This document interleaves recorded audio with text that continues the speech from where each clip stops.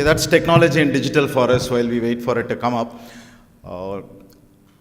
I represent two organizations. My primary role is part of an organization called Intellect Design Arena, which works on developing products for the bank. That's my primary role, and also as a passion, what we have done is we started something called the School of Design Thinking. Technically a Section 8 organization which works on promoting design thinking as a mindset and a culture.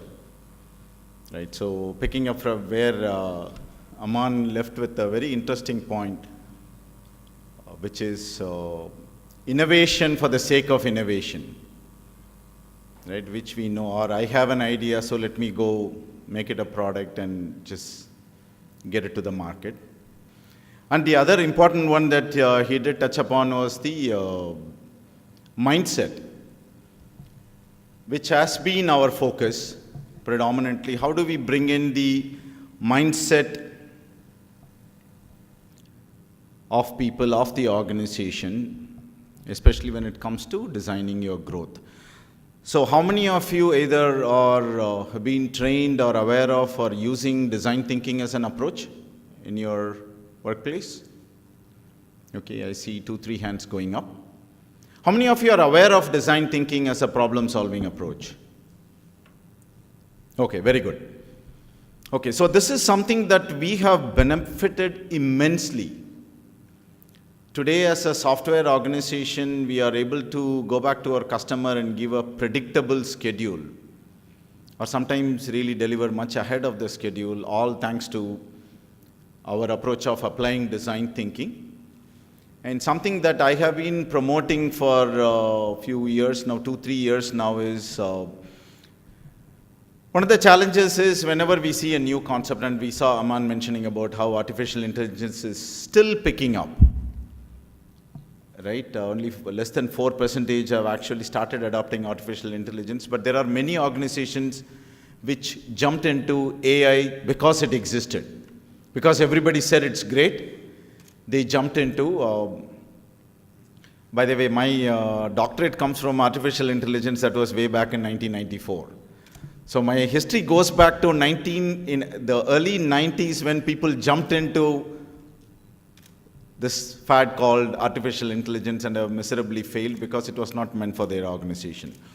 So same disclaimer I would like to leave with you before I start, that it is not that design thinking will fit into every problem that you face. All right, so you'll see the title as Design the Thinking, right? Luckily for me, Harish had to rush out to the airport, because what I'm going to say is the complete opposite of what he was saying, but in a different context, right? He said it's all the machine and not the people, and design thinking is all about the people and not the machine. Many times we are so busy trying to run with our problems, we don't take a step back to say, okay, there might be an alternate and a simpler solution. Design thinking is not about, or at least in our experience, it has never been a complex solution, and at the same time we have miserably failed in trying to apply design thinking in places it is not required, right? So that's where my experience comes from, and I thought I'll share that with you today. Does this look familiar? Right? Any of you here, this is not a gender specific question, so any of you here have experienced having used this? Wow, great, including me. This was probably designed decades ago, if not centuries ago, and it is still contextual to today's usage. Why? Couple of quick things about this design. Right? You will see it fit into the physical posture and the profile of a person who carries, right? Very comfortably. And the neck is designed in such a way the water spillage is less. Because those are the days when people will have to carry water from miles away, right?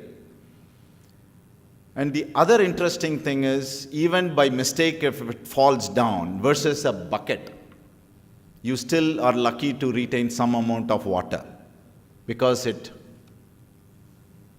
flips back again to its position.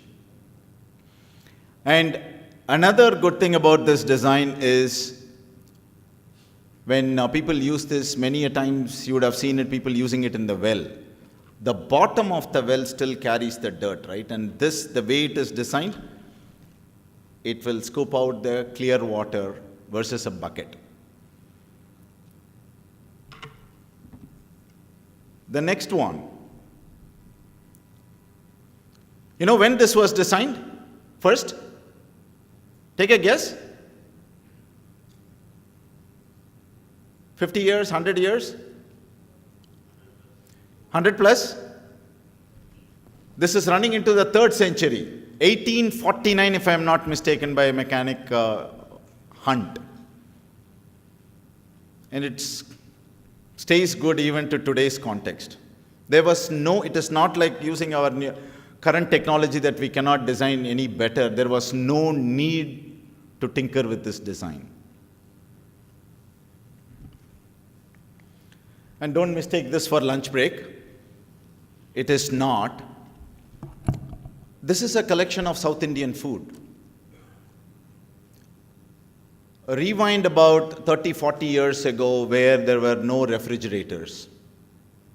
There is no way to keep the fermentation process from moving on, right? This whole thing, the idli, dosa and whatever, uttapam and all that is through the fermented batter, which will continue to ferment every day. In those days, you make huge, use it, right? For large families. And the South Indian food system was designed in such a way, day 1 is idli, day 2 is dosa, day 3 is uttapam. In any of the restaurants, you go and try a dosa with a freshly made batter will not taste as good as batter that's a day old. And you could quickly make out the difference. This design was done to accommodate the frictional forces, as we call it. The frictional forces of the tropical condition, that the weather is hot, it will continue to ferment. Therefore, how do you design a food system that will adapt to that frictional forces, right? So this is something for you in terms of looking at a product design, services design, innovations and whatnot. It doesn't have to be complex. The safety pin was never complex, and it is still good for the 3rd century running. Experience has to be great. And we all know iPhone, for example. Frictionless, efficient. What complexity is it reducing for me? It should not make my life more complex. Okay? A friend of mine owns a BMW, the high-end one, and he cribs every time. He's a tall guy. He cribs every time that he gets down, he hits on the little lever that they decided to put it on that side. And then after a year or so, he keeps on hitting it. He has to replace it, and it cost him about $50,000. He still cribs about the design, right? You have to reduce the complexity, not increase. And finally, this is where I really want to drive home the point. Questioning assumptions is very important, which is where innovation for the sake of innovation is a disaster. You've got to question the assumptions. So what all can be designed? Anything and everything according to us, in our experience. Healthy lifestyle can be designed. Many languages have been designed. If you really have the interest to go and study the Devanagari script, highways, cities, educational system. We work very closely with academics in designing different teaching methodologies. Banking system, anything and everything. And my personal favorite is designing your own life. Right? If anything can be designed, why can't you design your own life? Okay, here this is something we had put together because there has always been question about, okay, we have heard about traditional thinking, lateral thinking, critical thinking, or different types of thinking. Why is this design thinking now? Traditional problem solving approach is always, there is a problem, what's the right answer? Design thinking is about asking what is the right question that you can ask. More talk, which is very favorite for a lot of people, maybe not for people here, but others outside of this room. But design thinking is about more listening. Not about data, which is where I was trying to differ from what Harish shared, but more about stories, not about events, more about experiences.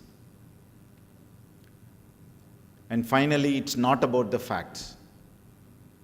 It's about the feelings. There are many designs that you have seen in life, you would have read. Today, the digital era is such that you get so many forwards in WhatsApp. There are many designs where millions of dollars have been spent and they have miserably failed. And how many of us have seen congested traffic during our journey, right? And there was a flyover. And what happens after the flyover is constructed? Bottleneck. There are two favorite spots for me in Chennai. One is near Velachery. I used to clear the traffic much faster before the flyover was constructed. Because they just went with the data. They missed a couple of simple points. One is there is a hospital below that flyover. So every time the ambulance has to clear, the traffic goes for a halt. And then the street hawkers, where will they go? So that's about the stories, the experiences, and the feelings. They went with the data of number of vehicles crossing. So they constructed a flyover on one direction where all the traffics are under the flyover now. Right? So that, which is where design thinking comes in.